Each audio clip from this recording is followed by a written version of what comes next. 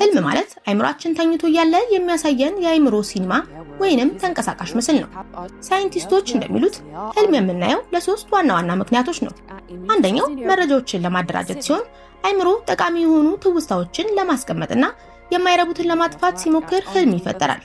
ሁለተኛው ስሜትን ለማረጋጋት ነው። በቀን ውስጥ የገጠመንን ፍርሃት፣ ደስታ ወይንም ጭንቀት በህልም መልክ በማውጣት አይምሮአችን ራሱን ያረጋጋል። ሶስተኛ ለችግሮች መፍትሄ ለማግኘት ነው። አንዳንዴ አይምሮአችን በንቃት ልናስባቸው ያልቻልናቸውን ነገሮች በህልም ውስጥ በፈጠራ መንገድ ያሳየናል።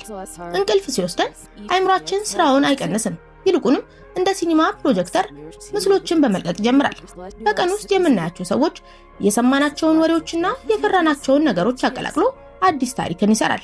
አብዛኛውን ጊዜ ህልም የምናየው በአርኤም እንቅልፍ ወቅት ሲሆን በዚህ ሰዓት አይናችን ከሽፋናችን ስር በፍጥነት ይንቀሳቀሳል። የሚገርመው ደግሞ አብዛኛውን ህልማችንን ከእንቅልፋችን ስንነቃ በ5 ደቂቃ ውስጥ 90% የሚሆነውን እንረሳዋለን። እናንተስ የዛሬውን ህልማችሁን አስታውሳችሁታል?